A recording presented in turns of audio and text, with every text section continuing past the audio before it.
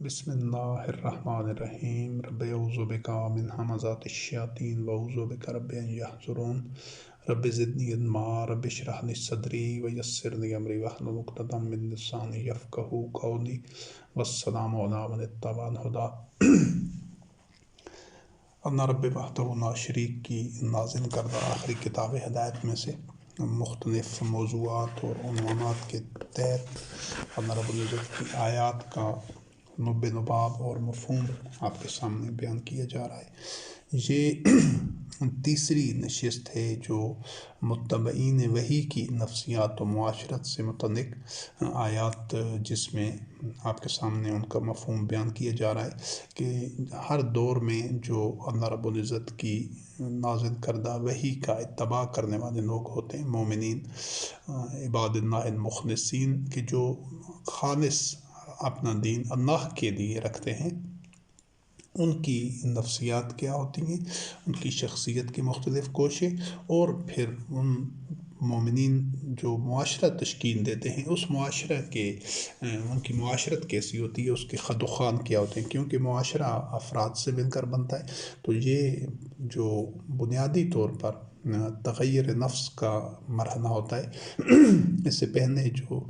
مجرمین، منافقین، کفار، مشرکین، ان کی نفسیات و معاشرت کے عنوان سے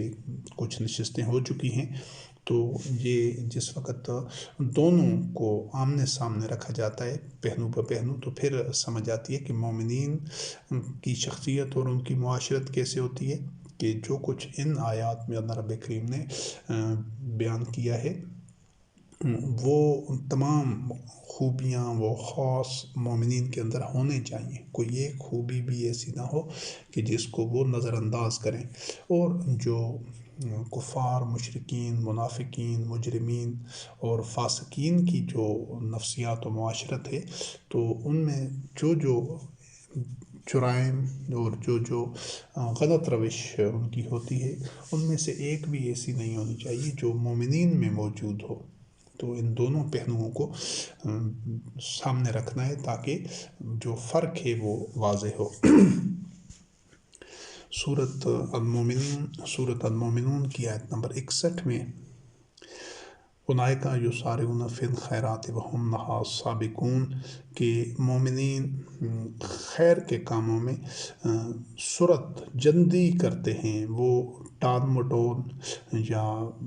بہانہ بازی یا اس طرح کی نفسیات یا سستی، کاہلی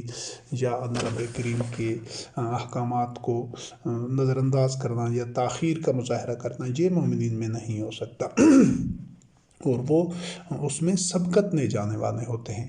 ایک دوسرے سے۔ وہ جو مادیت پرست ہوتے ہیں، وہ ہوائے نفس کے اتباع میں، شہوات کے اتباع میں وہ ایک دوسرے سے آگے بڑھنا چاہتے ہیں، اللہ وحدہ لا شریک کی حدود کو پامال کرتے ہوئے، جبکہ مومنین اس کے برعکس خیر کے کاموں میں، اصلاح فی الارض کے لیے اور فساد کے خاتمے کے لیے وہ آپس میں ایک دوسرے سے سبقت لے جانا چاہتے ہیں۔ یہ جب ایسا معاشرہ تشکیل پاتا ہے جس میں ہر شخص خیر کے کاموں میں، اور امور خیر وہ ہیں جو اللہ رب کریم نے قرآن کریم میں بیان کیے ہیں، اور جو عبادات سے متعلق الگ سے موضوع ہے، اس میں یہ پوری وضاحت کی جائے گی انشاءاللہ العزیز، کہ بر، تقوی اور اصلاح فی الارض وہ ہے، اللہ کی عبادت وہ ہے جس کو نیکی اور امور خیر کہتے ہیں، جو قرآن کریم میں بتائے گئے ہیں۔ جو قرآن کریم سے باہر مواد موجود ہے دیگر کتب میں، وہ اللہ وحدہ لا شریک کی میزان میں نیکیاں نہیں ہیں۔ تو اس چیز کو سمجھنا اچھی طرح ضروری ہے کہ جس کو اللہ رب العزت نے نیکی قرار دی ہے وہی نیکی ہے، اور جس کو اللہ رب العزت نے جرم اور برائی اور سیئات قرار دیا ہے وہی برائیاں ہیں۔ جن کو اللہ رب العزت نے برائی قرار نہیں دیا تو ان کو اپنی طرف سے کوئی کسی بشر کو یہ حق حاصل نہیں کہ وہ ان کو برائیاں قرار دے۔ حسنات کا تعین بھی اللہ رب العزت نے اپنی نازل کردہ کتاب میں کر دیا ہے، اور سیئات کا تعین بھی۔ کیونکہ حق جو ہے وہ فرقان جو ہے وہ اللہ کی آیات ہیں۔ قرآن کریم سے باہر سے ایک نفس بھی اس کی طرف مومنٹ رجوع نہیں کر سکتا اور نہ اس پر انحصار کرتا ہے۔ تو مومنین خیر کے امور میں جو اللہ رب کریم نے قرآن کریم میں بیان کیے ان میں جلدی کرتے ہیں اور وہ سبقت آگے بڑھتے ہیں، یعنی وہ بھیڑ چال چلنے والا معاشرہ نہیں ہوتا، بلکہ وہ خیر کے امور میں ایک دوسرے سے سبقت لینا چاہتے ہیں۔ سورت طٰہٰ آیت نمبر 132 وَأْمُرْ أَهْلَكَ بِالصَّلَاةِ وَاصْطَبِرْ عَلَيْهَا لَا نَسْأَلُكَ رِزْقًا نَحْنُ نَرْزُقُكَ۔ اپنے جو اہل ہیں ان کو صلاۃ کا حکم دیجیے۔ حکم اس کا درست متبادل لفظ نہیں ہے، یعنی ان کو صلاۃ پر قائم رکھنے کا اہتمام کیجیے اور خود اس پر قائم رہنا ہے، اور اللہ رب العزت آپ سے رزق کا سوال نہیں کرتا، ہم ہی آپ کو رزق دیتے ہیں۔ یہ قرآن کریم میں جو اولین مخاطب محمد رسول اللہ علیہ السلام خاتم النبیین تھے اور آپ کے جو متبعین رضوان اللہ علیہم تھے، لیکن قیامت تک کے تمام مومنین کے لیے کہ انہوں نے جو اولین ترجیح رکھنی ہے دنیا میں، ہر مومن نے قیامت تک وہ اللہ وحدہ لا شریک کی نازل کردہ وحی کی اطاعت ہے، حد تسلیم تک کہ وہ وحی کا اتباع کریں، وحی کی اطاعت کریں۔ وہ مومنین پہلے بھی اس کی وضاحت ہو چکی ہے کہ جو حصول رزق کے معاملات ہیں، جو ان کی ذمہ داریاں ہیں، معاشرتی ذمہ داریاں، وہ بھرپور انداز سے پوری کرتی ہیں، لیکن وہ ان کی اولین ترجیح نہیں ہوتی۔ وہ دنیاوی جو آسائشیں ہیں، آرام ہے، راحت کا سامان ہیں، یا ہوائے نفس اور شہوات کے جو انسانی خواہشات ہیں، ان کے پیچھے یا اپنے اور اپنی اگلی نسلوں کے لیے زیادہ سے زیادہ مال جمع کرنے کے پیچھے نہیں دوڑتے، پاگل نہیں ہوتے، بلکہ وہ رزق کماتے ہیں بھرپور محنت سے، لیکن جمع کرنے کے لیے نہیں، وہ اسے فی سبیل اللہ کی رضا کے لیے خرچ کر دیتے ہیں جو ضرورت سے زیادہ ہوتا ہے، لیکن وہ حصول رزق ان کی اولین ترجیح نہیں ہوتی۔ کام چور بھی نہیں ہوتے، کاہن بھی نہیں ہوتے، نالائق اور نااہل بھی نہیں ہوتے، وہ جس شعبہ زندگی میں ہوتے ہیں وہ نمایاں ہوتے ہیں اور ان کی امتیازی پوزیشن ہوتی ہے، وہ لیڈنگ ہوتے ہیں، لیکن وہ ان کا ہدف نہیں ہوتا۔ جو مادیت پرست ہوتے ہیں، مجرم ہوتے ہیں، ان کا ہدف اور مقصد ہی یہی ہوتا ہے کہ وہ دنیاوی آسائشوں کے لیے اور زیادہ سے زیادہ مال دولت جمع کر کے اپنے ہوائے نفس کو، شہوات کی تکمیل کے لیے وہ ایسا کرتے ہیں۔ یہ بنیادی فرق ہے مومنین میں اور کفار، مشرکین، منافقین اور مجرمین میں۔ تو مومنین کی صرف اولین ترجیح حصول رزق یا مال جمع کرنا نہیں ہوتا، وہ سادہ زندگی گزارتے ہیں اور وہ ہوس میں مبتلا نہیں ہوتے، وہ زرپرستی میں مبتلا نہیں ہوتے، انہاکم التکاثر کی کیفیت ان میں نہیں ہوتی ہے۔ سورت النور، یہ جو دو آیات جو سورت مومنون کی آیت نمبر 61 اور سورت طٰہٰ کی آیت نمبر 132، یہ گزشتہ نشست میں بھی ان آیات کا نب نباب اور حوالہ آ چکا ہے۔ سورت النور کی آیت نمبر 37، رجال لا تلہیہم تجارۃ ولا بیع عن ذکر اللہ واقام الصلاۃ وایتاء الزکوٰۃ، کہ مومن جو اللہ رب العزت کے وحی کا اتباع کرنے والے ہوتے ہیں، وہ ان کو تجارت اور لین دین، وہ ان کو اس میں وہ الجھ نہیں جاتے، اس میں مگن نہیں ہو جاتے، وہ ان کو غافل نہیں کر دیتی ہے۔ تجارت اور لین دین یعنی کاروبار زندگی اللہ کے ذکر سے، یعنی وہ اللہ رب العزت کے ذکر کو نظر انداز نہیں ہونے دیتے، اور ایسا نہیں ہے کہ وہ دنیاوی امور میں تجارت، لین دین، اپنے کاروبار یا ملازمت یا دیگر جو دنیاوی امور ہیں ان میں کھو نہیں جاتے، وہ ان میں ایسا نہیں کہ وہ اسی فکر میں ہی کھو جائیں اور وہ اللہ کے ذکر سے یا اپنے جو مقصد تخلیق ہے اس سے غافل ہو جائیں۔ یا اقامت الصلاۃ و ایتاء الزکوٰۃ، مومن کی جو زندگی کو دو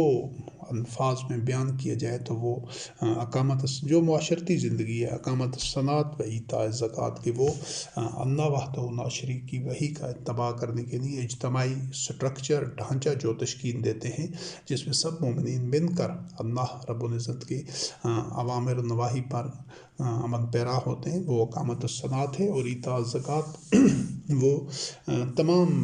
نوع انسانی کی جو نشو و نما ہے، ان کی جسمانی نشو و نما، ان کی فکری نشو و نما، اور ان کی جو نفس کا تزکیہ ہے، یہ مومنین کا ہدف ہوتا ہے۔ وہ پہلے اپنے معاشرے میں،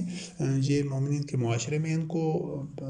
رائج کرتے ہیں، اور یہی ان میں ایک ان کا چلن ہوتا ہے، اور پھر دوسرے لوگ جو ان کے ساتھ شامل ہونا چاہتے ہیں ان کو بھی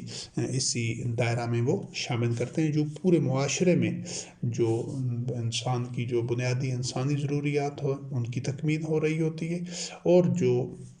انسانوں کے نفس کا تزکیہ ہے، جو کہ نوع انسانی کا مقصد تخلیق ہے۔ جسمانی ضروریات اس نے پوری کرنی ہیں، لیکن مقصد محض وہ جسمانی ضروریات، کیونکہ وہ جو جسمانی ضروریات ہیں اور جو ان کا رہن سہن ہے، وہ تو تمام جانور بھی اسی طرح وہی امور سر انجام دے رہے ہیں۔ وہ اپنی بقا کے لیے جدوجہد کرتے ہیں، خوراک کے حصول کے لیے، اپنی نسل میں اضافہ کے لیے۔ تو انسان حیوانات اور جانوروں کی سطح سے اللہ رب العزت نے اس کو فضیلت دی ہے، وہ ایک بلند تر مقام پر ہے۔ تو وہ جو مقصد ہے وہ تزکیہ نفس ہے، کہ اس نے اپنے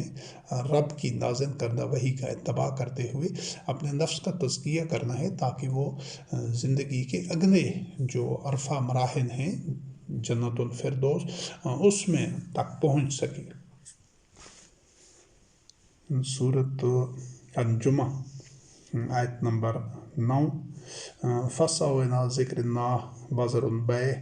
وہ اللہ کے ذکر کی طرف دوڑ کر جاتے ہیں، اور وَذَرُوا الْبَيْعَ، اور جو لین دین ہے، تجارت ہے، کوئی دنیاوی امور ہیں، وہ ان کو ترک کر دیتے ہیں اس وقت جب انہوں نے اللہ کے ذکر کے لیے انہوں نے اکٹھا ہونا ہوتا ہے، کوئی ذمہ داری نبھانی ہوتی ہے، تو وہ ان کی ترجیح ہے اللہ وحدہ لا شریک کی اطاعت کے معاملے میں۔ جب ایک ایسی صورتحال ہو جب اللہ رب العزت کی اطاعت کا تقاضا یہ ہو کہ وہ دنیاوی امور ترک کر دیں، تو مومنین دنیاوی امور ترک کر دیتے اور اللہ وحدہ لا شریک کی اطاعت کو اولین ترجیح پر رکھتے ہیں۔ سورۃ مومنون کی آیت نمبر 2، الذین هم فی صلاتہم خاشعون، کہ جو اپنی صلاۃ میں خشوع سے کام لیتے ہیں۔ خشوع اس مفہوم میں آپ یوں سمجھ لیں کہ ان میں کوئی خود پسندی یا تکبر نہیں ہوتا، بلکہ ان میں عاجزی ہوتی ہے۔ وہ اپنی ذمہ داریاں آسان انداز سے ساری زندگی کے تمام معاملات میں پوری کر رہے ہوتے ہیں۔ صلاۃ اس سے پہلے بھی وضاحت ہو چکی ہے کہ وہ چند منٹوں کے چند رکعات ادا کرنے کا نام نہیں ہے، وہ 24 گھنٹے مومن جو ہے وہ صلاۃ کی ادائیگی اس کے لیے ہوتا ہے۔ وہ جو اظہار ہے کہ جب مومنین اکٹھے ہوتے ہیں تو وہ جو قیام،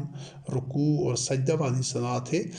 اس کا محسوس شکل میں وہ اسی صلاۃ کا اظہار ہوتا ہے، وہ ادا کرتے ہیں، اس میں قرآن کریم کی تلاوت ہوتی ہے۔ لیکن ایسا نہیں ہے کہ محض وہ چند رکعتیں ادا کر کے پھر اپنے اپنے کاموں میں لگ گئے اور سارے امور انفرادی طور پر لوگ کر رہے ہیں، یا وہ اللہ وحدہ لا شریک کی وحی سے کے برعکس کر رہے ہوتے ہیں۔ جبکہ مومن کی جو صلاۃ ہے، مومنین کی، وہ جو مسجد ہے، اسی مسجد میں اس کے تمام امور سر انجام دے پاتے ہیں۔ وہ سر انجام دیتا ہے کہ وہ چاہے مومنین کے اجتماعی معاشی معاملات ہوں، جو ان کے عدل و قسط سے متعلق معاملات ہوں، وہ سماجی معاملات ہوں، انتظامی معاملات ہوں، جو کچھ بھی ہوں، وہ مسجد کے اندر ہی طے پاتے ہیں، اور محض وہاں پر چند رکعتیں ادا کر لینا اور پھر واپس اپنے اپنے معاملات کی طرف چلے جانا، یہ صلاۃ نہیں ہے۔ لیکن ابھی اس مروجہ مذہب میں اسی کو صلاۃ بنا دیا گیا ہے۔ سورۃ المومنون کی آیت نمبر 9، والذین هم علی صلاتہم یحافظون، کہ وہ اپنی صلاۃ کی حفاظت کرنے والے ہوتے ہیں۔ تو حفاظت یہی ہے کہ اس کا جو اہتمام کرتے ہیں کہ اس چیز کو یقینی بنانے کے لیے وہ اکٹھے ہوتے ہیں کہ ان کے زندگی کے انفرادی و اجتماعی تمام معاملات اللہ رب العزت کی نازل کردہ وحی کے مطابق چل رہے ہوں. جہاں پر جو صلاۃ ہوتی ہے جس طرح وہ امام ہوتا ہے اس نے چند رکعتیں پڑھائیں اور پھر بعد میں لوگوں نے اپنے طور پر نفل اور سنتیں پڑھی اور گھر واپس، پھر اس چیز کو یقینی نہیں بنایا جاتا، نہ کوئی اس کا اہتمام ہے نہ تصور ہے کہ لوگوں کے انفرادی و اجتماعی معاملات کس طرح طے پا رہے ہیں، کون طے کر رہا ہے اس چیز کو. اس جو مروجہ صلاۃ ہے اس میں اس چیز سے کوئی غرض نہیں ہے، جبکہ جو اللہ وحدہ لا شریک کی جو صلاۃ کا اللہ رب العزت نے حکم دیا ہے اس میں مومنین کے تمام معاملات مسجد میں ہی طے ہوتے ہیں اور اللہ کی آیات کی روشنی میں طے ہوتے ہیں، اور سارے مومنین اس میں فعال اور سرگرم ہوتے ہیں. وہ اپنے اپنے مشورے دے رہے ہوتے ہیں، اپنے مسائل بیان کر رہے ہوتے ہیں، ان کے حل کے لیے ایک حکمت عملی طے ہوتی ہے. یہ ہے صلاۃ کہ مومنین کی زندگی کا کوئی گوشہ قرآن کریم کی اتباع سے باہر نہیں رہتا. جبکہ اس صلاۃ میں جو ایک معاملات ہوتے ہیں، جمعے کے دن جو اجتماع ہوتا ہے صلاۃ کا جس کو جمعہ پڑھنا کہتے ہیں، اس میں بھی وہ جو خطیب ہوتا ہے یا امام ہوتا ہے تو وہ کسی موضوع پر کچھ ایک لیکچر ڈلیور کر کے اس میں عوام بیٹھے ہوتے ہیں، اندھے گونگے بہرے بن کر سن لیا اور بس چلے گئے. اس پر کیا بیان کرتا ہے؟ اول تو وہ اللہ وحدہ لا شریک کی جو آیات ہیں، جو وحی ہے، اس کا تذکرہ برائے نام ہی ہوتا ہے. وہ جو ساری جو اس کا خطبہ ہوتا ہے، جو اس نشست میں گفتگو ہوتی ہے، وہ یک طرفہ ہوتی ہے. اس نے ادھر ادھر کی کوئی کسی کی بات سنائی، کوئی کسی کی کوئی تاریخ کا قصہ بتایا، شرک کا ارتکاب کر کے وہ نشست برخاست ہو جاتی ہے. اللہ وحدہ لا شریک کی جب آیات بیان کرنی ہے تو مومن تو ان کے علاوہ ایک لفظ بھی بیان نہیں کر سکتا، جو صرف اور صرف قرآن کریم کی آیات بیان کر کے ان کے مطابق پھر معاملات طے کیے جائیں. یہ ہے صلاۃ. وہاں پر ایسا کچھ نہیں ہوتا. پوری دنیا میں ایسا کوئی صدیوں سے صلاۃ کا یہ معاملہ نہیں ہے. جو عدل و قسط کے معاملات ہیں، جوڈیشری، وہ عدالتوں کچہریوں میں ہوتے ہیں. جو قانون سازی ہے وہ پارلیمنٹ میں ہوتی ہے، اور جو سماجی امور ہیں، حکومتی انتظامات ہیں، وہ سرکاری دفاتر میں ہوتے ہیں. یہ جو تھانہ، کچہری، سرکاری دفاتر، پارلیمنٹ، ان میں تو کہیں بھی یہ مسجدیں تو نہیں ہیں. مسجد میں ہی معاملات مومنین کے ہونے چاہیے، اور جہاں پر بھی وہ امور سر انجام دیے جا رہے ہوں وہیں پر صلاۃ ادا ہونی ہوتی ہے. اور وہاں پر جو ان کا جو سربراہ ہے، جو اس محکمے کا، اس جگہ کا، وہی امام ہوگا، اور وہ اللہ کی آیات کے مطابق، چاہے وہ ڈاکٹرز ہیں، کوئی ہاسپٹل ہے، چاہے انجینئرز ہیں، کوئی کارخانہ ہے، چاہے زراعت سے متعلقہ لوگ ہیں، تعمیرات سے ہیں، زندگی کا کوئی بھی شعبہ ہے، جوڈیشری سے ہیں، تو وہاں پر وہ جب اکٹھے ہوں گے کسی بھی معاملہ کے لیے، ہر روز جس طرح اکٹھے ہوتے ہیں صبح اپنے امور کی انجام دہی کے لیے، تو وہاں پر وہ صلاۃ ادا کریں گے. اور جو اس محکمے کا، اس ادارے کا جو سربراہ ہوگا، ذمہ دار ہوگا، وہی امام ہوگا، اور وہ اللہ کی آیات، اس کو پتہ ہوگا کہ میں اس شعبہ زندگی سے ہوں، اور میرے اللہ رب کریم نے میرے لیے یہ رہنمائی رکھی ہے، اور میں نے اپنے سارے معاملات آج کے دن کے ان اللہ کی آیات کے مطابق چلانے ہیں. اور ان کا وہ محاسبہ کرے گا اپنے تمام ماتحتوں کا، اور ان پر نگاہ رکھے گا، نگرانی کرے گا، اور اس چیز کو یقینی بنائے گا کہ ہمارے سارے معاملات، چاہے وہ معاشرتی ہوں، چاہے وہ معاشی ہوں، حکومتی امور ہوں، یا وہ عدل و قسط سے، جوڈیشری سے، عدلیہ سے متعلق ہوں، جو بھی معاملات ہوں، یہ اس چیز کا نام، اس عمل کا نام صلاۃ ہے. اور یہ مومن کے 24 گھنٹے پر محیط ہوتی ہے صلاۃ، یہ چند منٹوں والی صلاۃ نہیں ہے. اور پھر اسی طرح جب لوگ اپنے اپنے امور سر انجام دے کر واپس آتے ہیں گھروں میں، اپنے گھریلو معاملات میں وہ اسی طرح صلاۃ ادا کریں گے. جو ایک گھر کا سربراہ ہے، ایک محلے کا، ایک گاؤں کا، وہ اپنے اجتماعات ان کے ہوں گے، اور اس گاؤں کے، گھر کے، محلے کے معاملات ادھر دیکھے جائیں گے کہ یہ سارے معاملات جو مومنین کے انفرادی و اجتماعی ہیں، جو اللہ وحدہ لا شریک کی وحی کے مطابق طے پا رہے ہوں، یہ صلاۃ ہے. یہ ہے وَالَّذِينَ هُمْ عَنْ صَلَاتِهِمْ يُحَافِظُونَ. کہ اس صنعت سے نہ مومنین کی معیشت باہر ہوتی ہے، نہ معاشرت باہر ہوتی ہے، نہ جو عدلیہ باہر ہوتی ہے، نہ حکومتی امور باہر ہوتے ہیں۔ سورۃ التوبہ کی آیت نمبر 44 سے لا یستاذنک الذین یؤمنون باللہ والیوم الآخر ان یجاہدوا باموالہم وانفسہم، یہ جو منافقین تھے تو یہ جو خصوصی طور پر جب ویسے تو صنعت میں بھی آتے تھے، صنعت کے اجتماعات میں بھی وہ ٹوٹے دن سے آتے تھے، بد دنی سے، لیکن خصوصی طور پر یہ جو مال خرچ کرنا ہوتا دین میں تو اس سے بھی کنی کتراتے تھے، اعتراض برتتے تھے، اور جو جہاد میں قتال میں جب شامل ہونا ہوتا تھا اس سے بھی بہانہ بازی کرتے تھے اور پیچھے رہنا چاہتے تھے۔ تو یہ جو اللہ رب کریم نے فرمایا کہ جو اللہ اور آخرت پر ایمان لانے والے مومن ہوتے ہیں تو وہ اجازت نہیں مانگتے، وہ پیچھے نہیں رہنا چاہتے، وہ ہر عمل میں، جس طرح پہلے ہی حوالہ دیا جا چکا ہے کہ ہر عمل میں وہ خیر کے امور میں وہ پیش ہوتے ہیں، وہ ایک دوسرے سے سبقت لے جانا چاہتے ہیں کہ وہ اپنے جانوں اور مالوں سے یجاہدوا باموالہم وانفسہم، اسی طرح مومنین ہر دور میں اپنی جان اور اپنے مال سے جد و جہد کرنے کے لیے، اس مال خرچ کرنے کے لیے، اور اپنی جان اور اپنی جو صلاحیتیں وہ حاضر کر دینے کے لیے وہ پیش ہوتے ہیں۔ یہ مومنین کی نفسیات ہے۔ اور سورۃ الحشر آیت نمبر 9 میں اللہ رب کریم نے فرمایا یحبون من ہاجر علیہم ولا یجدون حاجۃ مما اوتوا ویؤثرون علی انفسہم ولو کان بہم خصاصہ۔ یہ اس کی پہلے بھی کسی مقام پر وضاحت ہو چکی ہے کہ جو دین اللہ وحدہ لا شریک نے قرآن کریم میں بیان کیا ہے، محمد رسول اللہ علیہ السلام خاتم النبیین کے کنبِ اطہر پر جو وحی نازل ہوئی ہے، اسلام خالص اللہ کا دین، وہ سرزمین عرب میں جو اس کی بنیاد رکھی اس دین کی، اور جنہوں نے اس دین کو تشکیل دیا، معاشرہ اسی دین کی بنیاد پر معاشرہ تشکیل دیا، وہ مہاجرین اور انصار تھے۔ اور ان کی جو قربانیاں ہیں، ان کا جو ایثار ہے، جو اخلاص ہے، اور جو ان کی جد و جہد ہے، وہ اللہ رب وحدہ لا شریک نے قرآن کریم میں بار بار مختلف پیرائے میں، مختلف انداز میں اس کو بیان کیا ہے، تاکہ وہ لوگوں کے قلوب میں ان کے جو طرز عمل تھا وہ راسخ ہو جائے، اور وہ دیکھیں کہ وحی کا اتباع کرنا کس طرح ہوتا ہے۔ تو یہاں پر جو مہاجرین تھے انہوں نے تو جس وقت اللہ رب کریم کا حکم ہوا تو اس کے حکم کی تعمیل کرتے ہوئے مکہ سے ہجرت کی، تاکہ مدینہ میں جو اسلامک سٹیٹ ہے، اسلامی ریاست ہے، اقامت دین کا جو سٹرکچر اور ڈھانچہ محمد رسول اللہ علیہ السلام نے تشکیل دینا تھا اس کو تقویت دیں۔ پھر انہوں نے جو مکہ چھوڑنے میں یا کسی اور گرد و نواح کے علاقوں میں ان کو چھوڑنے میں ذرا بھی تاخیر نہیں کی، کوئی سستی نہیں کی، کوئی بہانہ بازی نہیں کی،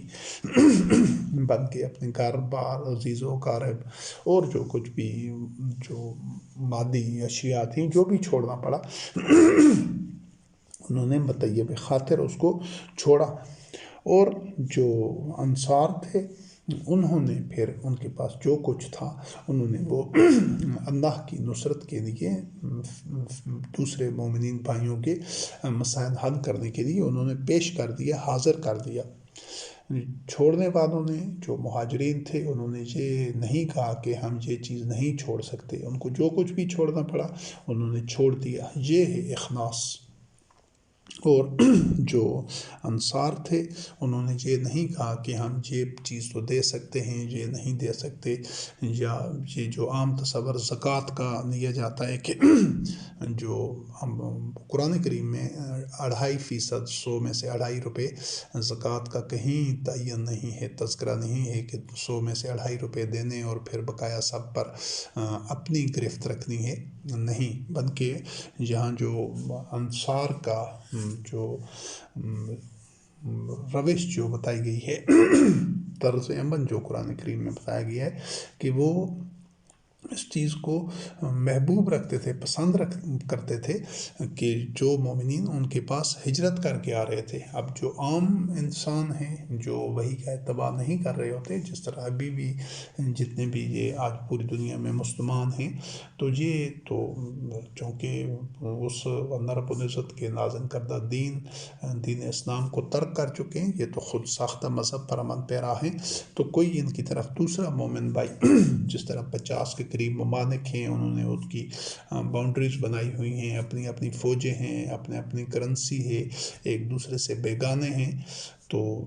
جو ان کی طرف ابھی کسی بھی ملک میں کوئی جنگ لگتی ہے، کوئی اس پر حملہ ہوتا ہے طاغوت کا، یا کوئی اس طرح زلزلہ یا آفت یا کوئی ایسے مصیبت آتی ہے، تو یہ دوسرے جو حالانکہ وہ کہتے ہیں کہ یہ ہمارے مسلمان بھائی ہیں، مومن بھائی ہیں، لیکن وہ صرف زبان کی حد تک ہے، یہ ان کے لیے اپنی سرحدیں بھی نہیں کھولنا چاہتے، ان کو اکثریت راضی نہیں ہوتی ہے، جس طرح کہ وہ اپنے حالانکہ جو مومنین کے جو معاشرے ہیں ان میں کوئی یہ سرحدیں ہونی بھی نہیں چاہیے، ہو بھی نہیں سکتی۔ تو مومنین کا تو جو قلب ہے وہ دوسرے مومنین کے لیے کھلا ہوتا ہے، وہ تو ان کی ہر طرح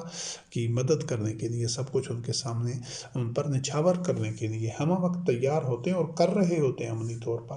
تو یہی جو نفسیات تھی، یہی جو روش تھی ان کی انصار کی، تو اللہ رب کریم نے فرمایا وہ تو محبوب رکھتے تھے کہ لوگ ان کی طرف ہجرت کر کے آئیں، اور ان کو جو کچھ بھی دے دیا جاتا، یعنی چونکہ مہاجرین کے پاس وہ اپنے اسباب زندگی نہیں ہوتے تھے، متاع زیست جو وہ ادھر چھوڑا کر آ رہے ہوتے تھے جہاں سے ہجرت کر کے آتے، تو ان کو محمد رسول اللہ علیہ السلام خاتم النبیین جو کچھ بھی تقسیم کر دیتے ان کی ملکیت میں سے، انصار کی ملکیت میں سے، تو وہ بڑی ہنسی خوشی اور بڑی ایک دل کے اطمینان کے ساتھ وہ پیش کر دیتے تھے، اور اس سے جو اگلا درجہ ہے وہ یوسرون علی انفسہم ولو کان بہم خصاصہ، یہ جو معراج ہے ایک مومن کی، اس کے اخلاص کی،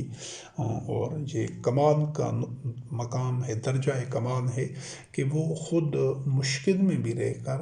جو دوسرے مومن بھائی ہیں وہ اس کی ضرورت پوری کرتا ہے۔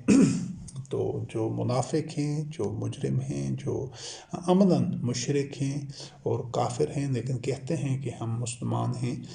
تو وہ زیادہ سے زیادہ اپنے لیے سمیٹنا چاہتے ہیں، زیادہ سے زیادہ، چاہے دوسرے بھوکے مر رہے ہیں تو ان کے پاس علاج کے لیے پیسہ نہیں ہے، یا ان کی ضروریات، بنیادی انسانی ضروریات پوری نہیں ہو رہی، تو ان کے پاس بے پناہ جو وافر پیسہ موجود ہے، ضروریات سے زائد موجود ہے، لیکن جو ان پر خرچ نہیں کرتے، جبکہ جو مومنین تھے تو وہ خود تنگی میں بھی رہ کر دوسروں کو اپنے اوپر ترجیح دیتے تھے۔ تو یہ بنیادی فرق ہے، اور مومنین کو قیامت تک اسی معاشرت کا، اسی نفسیات کا مظاہرہ کرنا ہوتا ہے، ثبوت دینا ہوتا ہے۔ سورۃ التوبہ کی آیت نمبر 24، اللہ رب کریم نے فرمایا ان کان آباؤکم و ابناؤکم و اخوانکم و ازواجکم و عشیرتکم و اموال اقترفتموها و تجارت تخشون کسادها و مساکن ترضونها احب الیکم من اللہ و رسولہ و جہاد فی سبیلہ فتربصوا حتی یأتی اللہ بامرہ واللہ لا یہدی القوم الفاسقین۔ تو یہ جہاں سے جو اللہ رب کریم نے واضح کر دیا ہے تاکہ کوئی کسی غلط فہمی میں نہ رہے، اور جب تک کوئی مومن اس معیار پر پورا نہیں اترتا تو وہ فاسقین میں سے ہے، اور فاسقین جہنمی ہیں، یعنی اگر وہ ساری بظاہر جو شعائر دین ہیں، جس طرح نماز، روزہ، حج، زکوٰۃ اور یہ سارے امور، حلال حرام کی پابندی کر رہا ہے، یہ سارے امور سر انجام دے رہا ہے، لیکن اس کو اگر ان میں سے کوئی چیز بھی اللہ اور اس کے رسول، یعنی اقامت دین کا جو نظام ہے، وہی کے اتباع کا جو سٹرکچر ہے، اس کے تشکیل دینے میں، اور اس کو اگر تشکیل دیا جا چکا ہے تو اس کو محکم رکھنے کے لیے اگر ان میں سے وہ کسی چیز کو بھی زیادہ محبوب رکھتا ہے تو وہ فاسقین میں سے ہے، وہ جہنمی ہے۔ یہ کوئی معمولی جرم نہیں ہے کہ جو اللہ اور رسول اور اس کے راستے میں جد و جہد کرنا، یعنی اللہ اور رسول کی پہلے وضاحت ہو چکی ہے کہ یہ وہ مومنین کا اجتماعی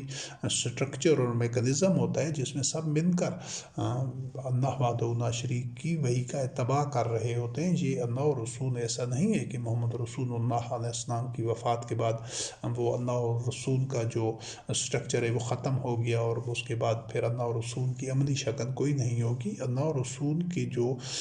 ڈھانچہ ہے، سٹرکچر ہے، ایک مشینری ہے، اس نے قیامت تک باقی رہنا ہے، اور اسی اللہ اور رسول کے نظام کو نظر انداز کرنے سے، اسی کو سبوداج کرنے سے، یہ جو منافقین تھے، جو اسلام کے دشمن تھے، یہود نصارہ اور کفار مشرکین، اور انہوں نے منافقین کو اعلی کار بنایا، تو انہوں نے اسی اللہ اور رسول کے نظام کو سبوتاج کیا۔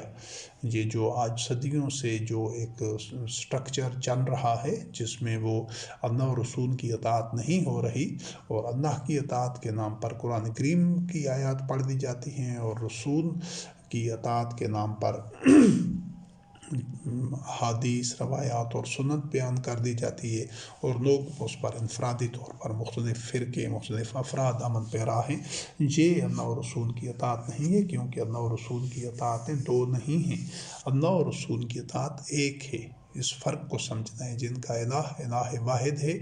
وہ ان کے لیے دو اطاعتیں نہیں ہیں کہ اللہ کی اطاعت تو قرآن کریم کی آیات کے پڑھنے سے یا ان پر کوئی عمل کرنے سے، اور رسول کی اطاعت احادیث، سنت یا روایت وغیرہ کو ماننے سے یا اس پر عمل کرنے سے۔ یہ جو دوئی ہے، یہ ثنویت ہے، یہی شرک ہے، اور صدیوں سے جو اپنے آپ کو مسلمان قرار دیتے ہیں وہ اسی شرک کے مرتکب ہیں۔ اللہ اور رسول کی اطاعت یہ ہے کہ ہر دور میں کرۂ ارض پر جتنے بھی مومنین ہوں گے وہ ایک بشر کی اطاعت کر رہے ہوتے ہیں، اور وہ بشر وہی کا اتباع کر رہا ہوتا ہے، اور وہی اللہ کا رسول ہوتا ہے۔ یہ جو مقام رسالت ہے، اس کو قیامت تک زندہ رہنا ہے، فریضہ رسالت۔ ہر مومن اللہ کا رسول ہے، اور اس کو اللہ کا رسول ہی ہونا چاہیے، اس کو کسی بشر کا رسول نہیں بننا چاہیے کہ وہ کسی آدمی کی بات آپ تک پہنچا رہا ہے یا اس کو بیان کر رہا ہے۔ اگر وہ اللہ کی آیات بھی پڑھ رہا ہے اور ساتھ کسی کی کوئی حدیث بیان کر رہا ہے، کسی امام کے فقہ کی بات کر رہا ہے، یا کسی شخصیت کے قول و فعل کو بیان کر رہا ہے آپ تک، تو پھر وہ مشرک ہے۔ وہ اللہ کی آیات کے ساتھ دوسرے بشر کا کلام اور بشر کے افعال و اعمال اور اقوال بیان کر رہا ہے، تو یہ شرک ہے۔ تو مومن کبھی شرک کا مرتکب نہیں ہو سکتا۔ وہ جب اللہ کا رسول ہے تو پھر وہ صرف اللہ وحدہ لا شریک کی آیات بیان کرے گا، خود اس پر عمل کرے گا، اور تمام مومنین کے لیے جو اجتماعی نظام ہے جس کو اولی الامر یا امام متعین کیا گیا ہوتا ہے، چناؤ کیا گیا ہوتا ہے، وہی اللہ کا رسول ہے، اور یہ ایک ہی اطاعت ہے، کیونکہ وہ ایک زندہ اتھارٹی ہوتا ہے۔ وہ کوئی صدیوں پہلے لکھی گئی کتابیں یا وہ کوئی کھڑی ہوئی احادیث بیان نہیں کرتا، یا ان کتابوں میں سے کوئی حوالے نہیں دیتا، بلکہ وہ خود اپنے دور اور اپنے تقاضوں کو مد نظر رکھتے ہوئے اللہ رب کریم کی نازل کردہ وحی کو بیان کرتا ہے، اور تمام مومنین چاہے وہ سینکڑوں، ہزاروں، لاکھوں، کروڑوں، اربوں میں ہوں، وہ اس ایک اللہ کے رسول کی اطاعت کر رہے ہوتے ہیں۔ محمد رسول اللہ علیہ السلام خاتم النبیین تھے، اللہ کے آخری نبی، کہ اس کے بعد نبوت کا باب بند ہو گیا، اور نبوت کا جو سلسلہ ہے وہ پایہ تکمیل تک پہنچا۔ اس کے بعد نہ کوئی وحی نازل ہونی ہے قیامت تک، اور نہ کسی نبی نے مبعوث ہونا ہے۔ محمد رسول اللہ علیہ السلام خاتم المرسلین نہیں تھے۔ جو رسالت کا ایک فریضہ ہے، ایک منصب ہے، ایک ذمہ داری ہے، یہ ہر مومن کی ہے۔ وہ اللہ کی آیات کو ہی بیان کرتا ہے، خود اس پر عمل کرتا ہے، دوسروں تک پہنچاتا ہے، وہ اللہ کا رسول ہے۔ تو یہ اللہ کا رسول خود بننا ہوتا ہے۔ جو نبوت ہے، جب مقام نبوت تھی، وہ اللہ وحدہ لا شریک کا انتخاب تھا، انبیاء علیہ السلام کو مبعوث کرنا، کہ کس کو وحی کے لیے کس کو نبی چنا جاتا تھا۔ یہ اللہ رب کریم کا امر تھا، اس کی مشیت تھی۔ وہ سلسلہ پایہ تکمیل تک پہنچ چکا ہے۔ اب جو بھی اللہ کا رسول بننا چاہے اس کے لیے ایک ہی شرط ہے، ایک ہی اس کے لیے راستہ ہے اور ایک ہی کسوٹی ہے کہ وہ اللہ وحدہ لا شریک کی آیات کو بیان کرے، خود ان پر عمل کرے اور لوگوں تک وہی آیات پہنچائے، اور کسی بشر کا ایک نفس بھی نہ پہنچائے لوگوں تک دین کے معاملے میں، کہ کسی آدمی کا کوئی قول، کوئی فعل، کوئی عمل، کوئی افکار و نظریات وہ ایک نفس بھی بیان نہ کرے، وہ اللہ کا رسول ہے۔ اور تمام مومنین اللہ کے رسول ہی ہونے چاہیے۔ جو اللہ وحدہ لا شریک کا رسول نہیں ہے تو وہ مومن نہیں ہے، وہ مشرک ہے۔ اگر وہ اللہ کی آیات بھی پڑھتا ہے قرآن کریم میں سے، اور ساتھ وہ دیگر جو ملفوظات ہیں، کتابیں ہیں، جو چیزیں موجود ہیں ان میں سے بھی باتیں بیان کرتا ہے، تو وہ مشرک ہے۔ وہ اللہ کے ساتھ بشر کا کلام بھی شامل کر رہا ہے تو وہ مشرک ہے۔ یہ ہے اللہ اور رسول کی اطاعت، کہ ایک زندہ اتھارٹی ہوتی ہے۔ تو اس جو سورۃ توبہ کی آیت نمبر 24 ہے، اس میں اللہ رب کریم نے فرمایا کہ کن ان کان آباؤکم، اگر تمہارے باپ دادا، تمہاری اولاد، تمہارے بھائی، تمہاری ازواج، تمہارا قبیلہ، تمہارے کمائے ہوئے مال، تمہاری تجارت جس کی مندی کا تمہیں اندیشہ ہوتا ہے، ڈر ہوتا ہے کہ یہ تجارت میں مندی نہ ہو جائے، یہ تمہارے خوشکن گھر جن کو تم بڑا پسند کرتے ہو، اگر یہ زیادہ محبوب ہیں تمہیں اللہ اور رسول اور اس کے راستے میں جہاد کرنے سے، تو پھر تم انتظار کرو اللہ کے امر کی۔ یعنی یہ اگر صرف اللہ وحدہ لا شریک کو دوسری ترجیح پر رکھنا اللہ رب کریم کو قابل قبول نہیں ہے۔ جو اللہ رب العزت کے شایان شان ہے کہ اللہ رب العزت کو اولین ترجیح پر رکھنا ہوتا ہے، دوسری ترجیح اس کے شایان شان نہیں۔ اور جس قلب میں اللہ رب العزت کو دوسری ترجیح پر لوگ رکھنا چاہتے ہیں، اللہ رب العزت ان کے قلب میں نہیں رہتا، اس کے قلب میں ہدایت آ نہیں سکتی۔ وہ بے شک سارے بظاہر مذہبی اعمال کر رہا ہو، نمازیں، روزہ، حج، زکوٰۃ، حلال حرام کی پابندی، جو کچھ بھی وہ اس پر کاربند ہے، اس نے وضاقتہ بنائی ہوئی ہے ایسی جو مذہبی لوگوں کی ہوتی ہے، لیکن اس سب کچھ کے باوجود وہ فاسق ہے، اور فاسقین جہنمی ہوتے ہیں۔ یہ ناقابل معافی جرم ہے اور اس کی سزا جہنم ہے۔ تو اللہ رب العزت کو اولین ترجیح کے اوپر رکھنا بنیادی شرط ہے۔ سورۃ البقرہ کی آیت نمبر 207 ہے، وَمِنَ النَّاسِ مَن يَشْرِي نَفْسَهُ ابْتِغَاءَ مَرْضَاتِ اللَّهِ، یعنی مومنین لوگوں میں سے ایسے بھی ہیں، عام عوام الناس سے جو ایسے ہوتے ہیں، وہ مومن ہوتے ہیں، وہ وحی کا اتباع کرنے والے ہوتے ہیں، جو اللہ اپنے نفس کو اللہ کی رضا کے لیے بیچ دیتے ہیں۔ یہ جہاں پر یہ تذکرہ ہے، اور ایک اور مقام پر اس کا حوالہ پہلے گزر چکا ہے، ان اللہ اشتری من المؤمنین انفسهم واموالهم، جہاں پر صرف ان کی اپنی جانیں اللہ کو بیچنے کا تذکرہ ہے، اور دوسرے مقام پر اپنی جان اور مال، اور یہی بنیادی طور پر عہد ہوتا ہے۔ مومن تو اپنا جان اور مال اللہ کو بیچ چکا ہوتا ہے، اس کا نہ مال اپنا ہوتا ہے نہ جان اپنی ہوتی ہے۔ یہ معیار ہے اللہ وحدہ لا شریک کی وحی کے اتباع کا۔ جو اللہ کو اپنا جان اور مال نہیں بیچتا، وہ اللہ وحدہ لا شریک کی وحی کا اتباع نہیں کر رہا ہوتا۔ سورۃ التوبہ کی آیت نمبر 92، یہ اللہ رب العزت نے ایک مومنین کی جو نفسیات کا ایک جو منظر کشی کی ہے، جو حوالہ دیا ہے، اور قیامت تک اس چیز کو باقی رکھا ہے نو انسانی کے رہنمائی کے لیے۔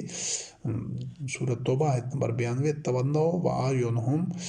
تفیض من الدم حزنا الا یجدوا ما ینفقون، یہ مومنین کی قلبی کیفیت ہوتی ہے کہ ایک موقع پر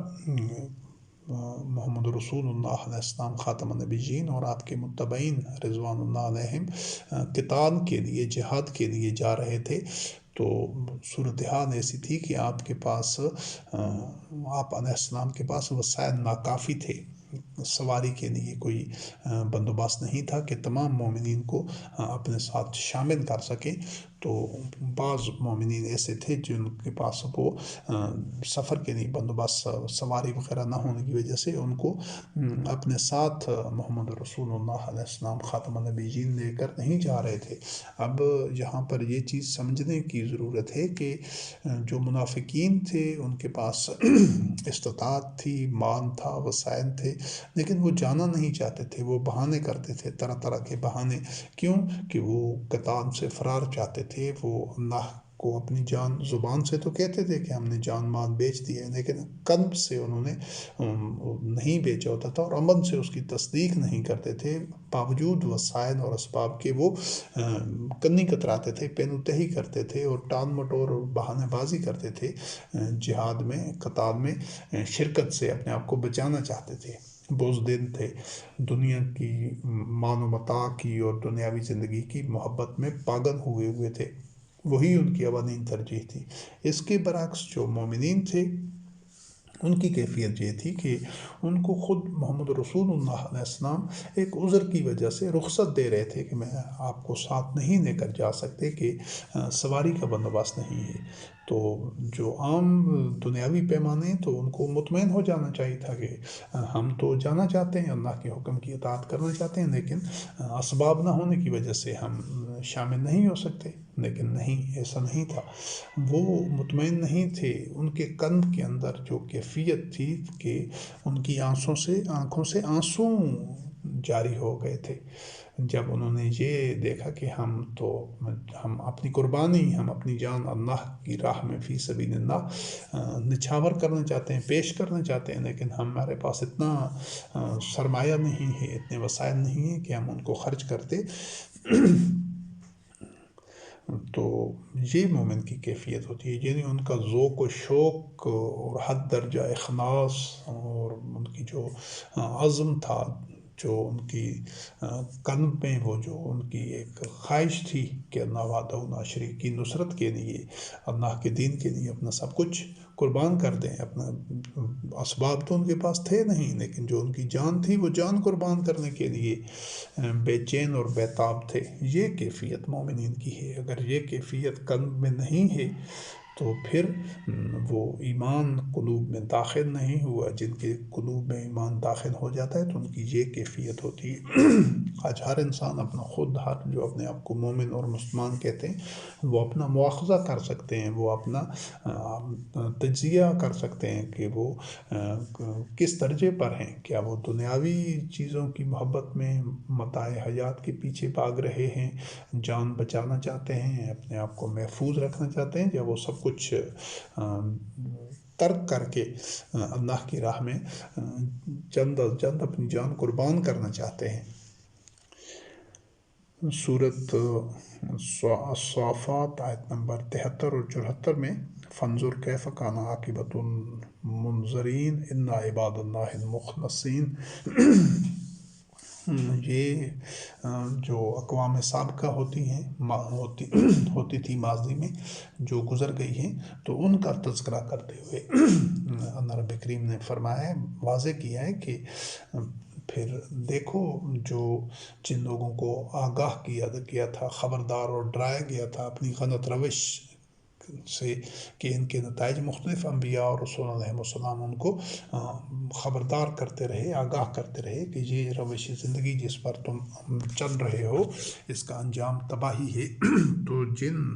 اقوام نے، جن معاشروں نے، جن لوگوں نے اپنی اس روش کو نہیں چھوڑا تو وہ تباہی کی لپیٹ میں اور زد میں آ گئے۔ ان کو پھر اس اپنے مقافات امن کے تحت اس انجام سے بچانے والا کوئی بھی نہیں تھا۔ تو کون سے لوگ جو ہر دور میں جن کو اللہ رب کریم بچاتا رہا ہے اور وہ اس تباہی سے اور اس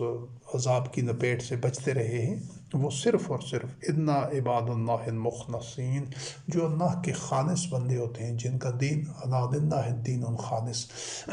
خالص اللہ کے لیے ہوتا ہے۔ اور یہ اللہ کے لیے جو دین خالص ہے، یہ کوئی ایسی چیز نہیں ہے کوئی ڈھکی چھپی ہو یا کوئی مبہم ہو، غیر واضح ہو، اور وہ جس طرح یہ تصوف اور کی جو ایک لوگ اپنے آپ کو صوفیاء اور اولیاء کہتے ہیں، وہ تصوف کی تاریک راہوں میں جو کہتے ہیں کہ ہمارے قلوب کی طہارت ہو چکی اور ہم خالص اللہ کے لیے ہمارا دین ہے، تو وہ کوئی ایسی چیز نہیں ہے کہ آدمی کو دعووں کی بنیاد پر دین خالص اللہ کے لیے ہوتا ہے یا کوئی بندے مخلص ہوتے ہیں۔ وہ بنیادی طور پر زندگی کی ذمہ داریوں سے فرار اختیار کرنے والے لوگ ہوتے ہیں، اور وہ خود فریبی میں مبتلا ہوتے ہیں جو سماجی زندگی سے کٹ کر یہ پیری مریدی اور یہ مختلف قسم کے یہ بیت کے سلسلے انہوں نے چلائے ہوتے ہیں، یہ تمام ایک خارج از اسلام ایک طرز عمل ہے جو انہوں نے اپنایا ہوتا ہے۔ تو وہ اسلام نہیں ہے، بلکہ جو پرکھنا ہے کہ کوئی بندہ مخلص ہے یا نہیں ہے، تو اس کا پیمانہ بڑا واضح اور بڑا صاف اور بڑا سادہ ہے۔ وہ صرف اور صرف یہ دیکھنے کہ آیا وہ صرف اللہ رب کریم کی نازل کردہ وحی کا اتباع کرتا ہے، یعنی قرآن کریم کا، یا قرآن کریم کے علاوہ بھی کوئی چیز دین میں شامل کرتا ہے۔ یہ کسوٹی ہے، یہ پیمانہ ہے، یہ معیار ہے جو آپ کو دھوکہ نہیں دیتا، جس سے آپ واضح طور پر دو ٹوک انداز میں نتیجہ اخذ کر لیتے ہیں کہ آیا کس کا دین خالص اللہ کے لیے ہے، کون مخلص ہے۔ جو لوگ قیامت تک یہی پیمانہ ہے، یہی معیار ہے کہ جو لوگ صرف اللہ وحدہ لا شریک کی نازل کردہ وحی کا اتباع کرتے رہے ہیں، ساری انسانی تاریخ میں صرف وہی اللہ کے مخلص بندے تھے، ہر طرف سے منہ موڑ کر، اور آج بھی اور قیامت تک بھی جو صرف اللہ وحدہ لا شریک کی نازل کردہ وحی قرآن کریم کا اتباع کرتے ہیں، اس کے علاوہ ہر چیز سے بیزار ہیں، ہر چیز سے برات اختیار کرتے ہیں، وہی اللہ کے مخلص بندے ہیں، اور انہی کا دین اللہ کے لیے خالص کیا ہوا ہے انہی لوگوں نے۔ یہ اخلاص و ایثار کے بعد ایک اور گوشہ ہے مومنین کی زندگی کا۔ یہ ویسے تو جو عدل و قسط کا پورا ایک عنوان اور موضوع ہے، لیکن اس کا ایک پہلو مومنین کی زندگی کو اس میں اجاگر کرنا ہے کہ وہ عدل و قسط اور شہادت پر قائم ہوتے ہیں۔ سورۃ المائدہ آیت نمبر 8، یا ایھا الذین آمنوا کونوا قوامین للہ شہداء بالقسط ولا یجرمنکم شنآن قوم الا تعدلوا اعدلوا ھو اقرب للتقویٰ، کہ اے ایمان والو شہادت دو انصاف، عدل و قسط کے ساتھ، حق پر مبنی شہادت دو اللہ کے لیے، قوامین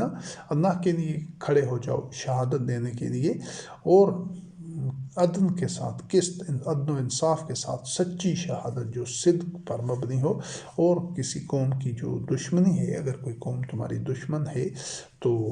اس کی دشمنی کی بنیاد پر ایسا نہیں ہے کہ اسے عدل نہ کرو، عدل دشمن کے ساتھ بھی کرنا ہے، زیادتی دشمن کے ساتھ بھی نہیں کرنی۔ آپس میں تو مومنین کا جو سارے معاملات ہوتے ہیں وہ ہوتے ہی الحمدللہ عدل و قسط پر اور احسان پر ہوتے ہیں۔ اس سے بھی بڑھ کر جو احسان کا مرحلہ معاملہ ہوتا ہے مومنین کے درمیان، تو جو مخالفین ہوتے ہیں مومنین کے، جو دشمن ہوتے ہیں، ان کے ساتھ بھی جو مومنین معاملہ کرتے ہیں وہ عدل و قسط کی بنیاد پر کرتے ہیں، ظلم اور زیادتی کی بنیاد پر نہیں کرتے۔ یہ مومنین کی ایک بنیادی پہچان ہوتی ہے، اور زندگی میں ہر قدم پر انہوں نے اسی روش پر ثابت قدم رہنا ہوتا ہے کہ کسی قوم کی دشمنی ان کو اس چیز پر آمادہ نہیں کر سکتی کہ وہ ان کے ساتھ ظلم کریں یا زیادتی کریں یا حدود فراموشی کریں۔ تو کیونکہ یہ جو عدل ہے یہی تقویٰ کے قریب تر ہے، اور مومنین تو ہوتے ہی متقین ہیں، تو اس چیز کو مومنین کو ہمیشہ ہر معاملہ زندگی میں کہ ناجائزی، زیادتی، ظلم، مخالفین کے ساتھ بھی اس کا ارتکاب نہیں کر سکتے، ان کے ساتھ بھی عدل کا معاملہ کرتے ہیں، اور آپس میں تو عدل کے ساتھ، عدل سے آگے بڑھ کر احسان کا معاملہ کرتے ہیں۔ اور جو دوسرا اس کا ضمنی پہلو ہے، چھٹا، جو اس نشست میں پہلے 2 نشستوں میں اور اس نشست میں 5 گوشے مومنین کی شخصیت کے بیان ہو چکے ہیں۔ یہ جو چھٹا گوشہ ہے، اصلاح و احسان اور فیض الخیرات سے متعلق کہ سورۃ فرقان کی آیت نمبر 74 ہے، ربنا هب لنا من ازواجنا وذریاتنا قرۃ اعین واجعلنا للمتقین اماما۔ اے ہمارے رب، ہمیں ازواج اور ذریت، یعنی ہمارے جو ازواج ہیں، بیویاں ہیں یا شوہر ہیں، اور وہ جو ہماری اولاد ہے، ذریت ہے، اس کو ہماری آنکھوں کی ٹھنڈک ٹھہرا دے اور ہمیں متقین کا امام بنا دے۔ یہ جو دعا ہے کہ یعنی ہماری ذریت اور ہماری ازواج ہمارے لیے آنکھوں کی ٹھنڈک ہوں اور ہمیں متقین کا امام بنا دے، اس کو ہر مومن کو یہ اللہ رب کریم سے دعا کرنی چاہیے کہ وہ مومنین کا امام بن جائے۔ امام لیڈنگ پرسن ہوتا ہے، یہ جو امام کا یہ تصور ہے کہ وہ کوئی اللہ رب کریم کی طرف سے کوئی منتخب شدہ لوگ ہوتے ہیں، نہیں، قرآن کریم میں امامت کا ایسا تصور نہیں ہے۔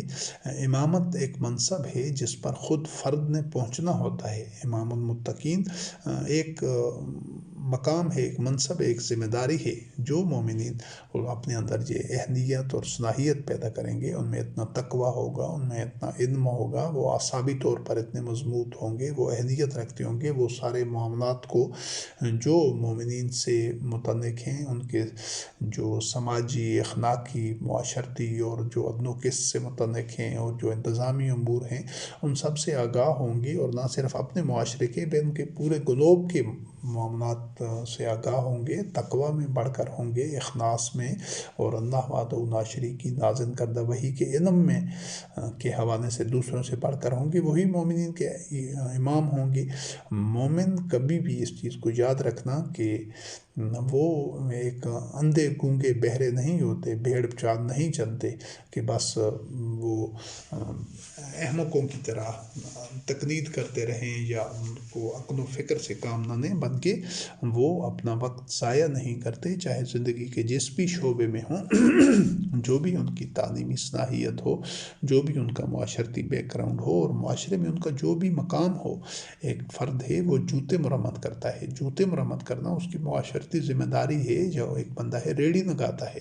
اس کو بھی اللہ رب کریم سے یہ دعا کرنی چاہیے، اس کو بھی اپنی پوری کوشش کرنی ہوگی کہ وہ اللہ رب کریم کی وحی کا علم حاصل کرے زیادہ سے زیادہ۔ آج کل تو ایسا ناممکن نہیں ہے، ایک وقت تھا آج سے عشروں یا صدیوں پہلے کہ علم حاصل کرنا اور یہ سارے معاملات کو جاننا دشوار تھا، وسائل اتنے نہیں تھے، رابطے نہیں تھے، رسم و رسائل، اور لیکن ابھی تو اتنی ایجادات ہیں، اتنی سہولیات ہیں۔ کوئی بندہ مزدور ہے، وہ گھنٹی بینچے کے ذریعے کام کرتا ہے، تعمیراتی کام میں ریڑھی لگاتا ہے، کوئی جوتے مرمت کرتا ہے، کوئی بندہ جھاڑو لگاتا ہے، خاکروب ہے۔ معاشرے میں اس کی ذمہ داری اپنی جگہ، وہ اپنا کام کرے گا، اسی طرح ہی کرے گا جس طرح کر رہے ہیں، لیکن دعا اس کو بھی یہی کرنی ہوگی، اور صرف یہ زبان سے دعا نہیں کرنی ہوتی۔ زبان سے اس سے پہلے یہ چیز واضح کی جا چکی ہے کہ زبان سے محض دعا کرنا یہ کوئی نتائج پیدا نہیں کرتا۔ ساری دنیا زبان سے دعائیں کر کر کے گڑ گڑاتی رہے اور گڑ گڑاتے ہوئے مر جائے، لیکن اللہ وحدہ لا شریک ان کے لیے اپنا قانون تبدیل نہیں کرے گا۔ ان کے محض زبانی طور پر دعا کرنے سے کچھ بھی نہیں ہوگا، کوئی نتائج میں یہ محض غلط فہمی ہے۔ جو نتائج ملتے ہیں، جو اللہ وحدہ لا شریک ثمرات دیتا ہے، وہ عمل سے ہوتے ہیں۔ ایک بندہ ہے، وہ دعا کرتا ہے وَجَعَلْنَا لِلْمُتَّقِينَ إِمَامًا، اے اللہ مجھے متقین کا امام بنا دے، تو اس کو متقین کا امام بننے کے تقاضوں کو سمجھنا ہوگا، اس کو اپنے علم میں اضافہ کرنا ہوگا، اپنے جو کردار میں، اپنے تقوی میں، اپنے اخلاص میں، اور اپنے دنیاوی امور کو اور زیادہ فعال رہنا ہوگا جس حد تک ممکن ہوگا۔ وہ پہلے جس طرح واضح کیا جا چکا ہے، اس کے جو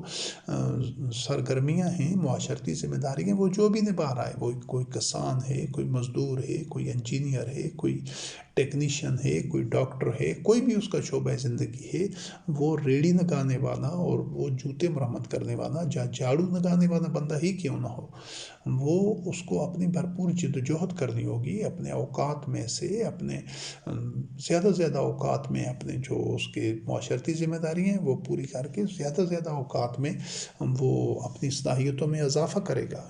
یہ اس کی جو جدوجہد ہوگی، پھر اس جدوجہد کے ساتھ وہ اپنے سامنے جو اس کی منزل ہوگی کہ اس نے متقین کا امام بننا ہے، پھر وہ جب زبان سے دعا کرے گا تو یہ نتائج پیدا ہوں گے کہ وہ دعا اس کے لیے ایک مہمیز کا کام کرے گی۔ جس طرح جو گھوڑ سوار ہوتے ہیں، جو گھوڑے دوڑاتے ہیں، تو ان کے پاؤں میں ایک فرقی سی لگی ہوتی ہے کہ جو وہ گھوڑے کی جلد کے اوپر جب دوڑاتے ہیں تو وہ اس کو رگڑتے ہیں اپنے پاؤں کو، تو وہ گھوڑا اور زیادہ سپیڈ سے دوڑتا ہے اور زیادہ تیز رفتار ہو جاتا ہے۔ تو یہ مومنین کے لیے یہ جو دعائیں ہوتی ہیں، وہ جو زبان سے ادا کر رہے ہوتے ہیں، وہ اس دعا کے تقاضوں کو اس نے سمجھنا ہوتا ہے کہ اس جو میں دعا کر رہا ہوں، جس طرح ایک سادہ سی مثال ہمیشہ دی جاتی ہے کہ ایک بچہ ہے، طالب علم ہے، وہ دعا کرتا ہے یا اللہ میں امتحان میں آنا امتیازی نمبروں سے پاس ہو جاؤں، تو وہ دعائیں کرتا رہے، دعائیں کر کر کے روتا رہے، چیختا رہے، صبح و شام دعائیں کرتا رہے، مسجد میں، نماز میں، رات دن رو رو کر دعائیں کرتا رہے کہ میرے اعلیٰ نمبر آ جائیں، امتیازی نمبروں سے پاس ہو جاؤں۔ تو اگر وہ محنت نہیں کرتا تو وہ کبھی بھی نہیں ہوگا، کبھی بھی ایسا نہیں ہوتا۔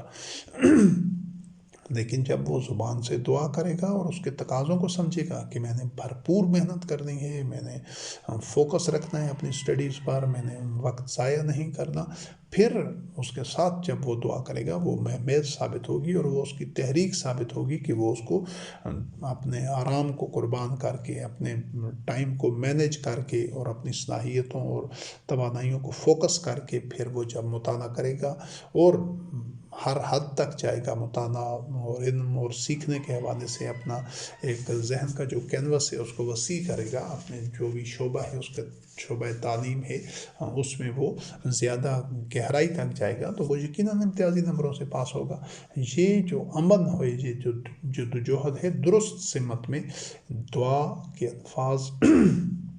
تب اس کو زیب دیتے ہیں جو بھرپور اس قانون کے مطابق پوری کوشش کر رہا ہو جس سے وہ نتائج ملتے ہیں۔ اس کو آپ یوں سمجھ لیں کہ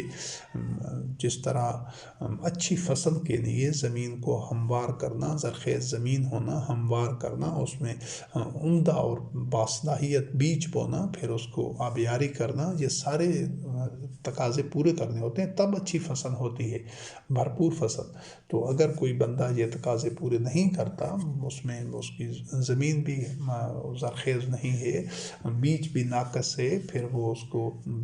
زمین نرم بھی نہیں کرتا اور یہ کوئی بھی کام آسان انداز سے سر انجام نہیں دیتا، پھر اگر وہ دعا کرتا رہے کہ میری فصل اچھی ہو، وہ کبھی بھی اچھی نہیں ہوگی۔ یا جس طرح یہ ایک جہالت کی بنیاد پر یہ جو من گھڑت مذہب ہے، اس میں یہ ایک تصور موجود ہے کہ یہ فلاں تسبیح پڑھ لو تو دعا قبول ہوگی، فلاں ذکر کر لو تو دعا قبول ہوگی، فلاں آیات پڑھ لو تو مقصد حاصل ہو جائے گا۔ مقصد ایسے حاصل نہیں ہوتے، منزلیں ایسے نہیں ملتی۔ جو اہداف حاصل کرنے ہوتے ہیں ان کے تقاضوں کو سمجھنا ہوتا ہے کہ عقل و فکر اور شعور کی روشنی میں اس کو پانے کے تقاضے کیا ہیں۔ کائنات ایک کھلی کتاب کی طرح ہے، ان تقاضوں کو سمجھیں، ان کے مطابق بھرپور حکمت عملی درست حکمت عملی بنائیں، بھرپور محنت کریں، تب وہ دعا جا کر قبول ہوتی ہے، اور وہ جو ساری جدوجہد اس دعا کی مستجاب ہونے کے لیے کرنی ہوتی ہے، وہ اللہ وحدہ لا شریک کی نازل کردہ وحی کے مطابق ہو۔ جو کائنات کے قوانین ہیں، یہ جو انفس و آفاق میں اللہ وحدہ لا شریک کی جو آیات ہیں، وہ یہی ہیں کہ اپنے نفس کے اندر اور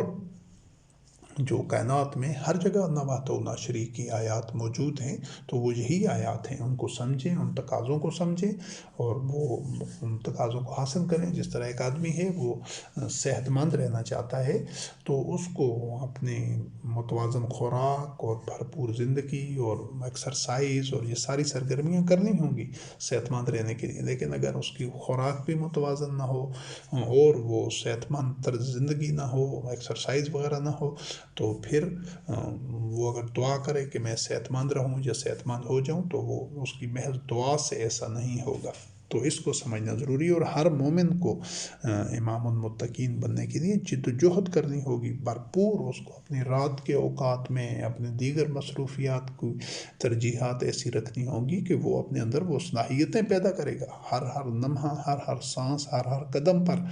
وہ کوئی ایسا عمل نہیں کرے گا جو اس کی اس ہدف اور اس نصب و نین اور اس منزل تک پہنچنے کی راستے میں وہ رکاوٹ بنے، بلکہ وہ اپنے راستے کی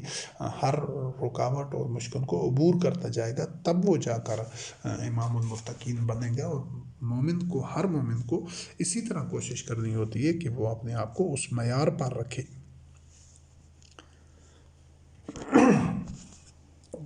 یہ نشست تقریباً مکمل ہو گئی ہے، تو جو باقی کی آیات ہیں وہ انشاءاللہ العزیز اگلی نشست میں بیان کی جائیں گی۔ یہ اصلاح و احسان اور فعل الخیرات یعنی نیکی کے کاموں سے متعلق یہ آیات تھیں، تو جو بقی آیات ہیں وہ انشاءاللہ العزیز اس موضوع سے مزید ابھی کچھ اس موضوع پر نشستیں ہونا باقی ہیں، تب جا کر یہ ایسی اللہ رب کریم کی آیات کو ہر گوشے کو مومنین کو مسلسل سامنے رکھنا ہے، ان کو دہرانا ہے، سمجھنا ہے، تاکہ مسلسل ان کا تزکیہ نفس ہوتا رہے اور ان کی ذات کی نشو و نما ہوتی رہے۔ والسلام علی من اتبع الہدی۔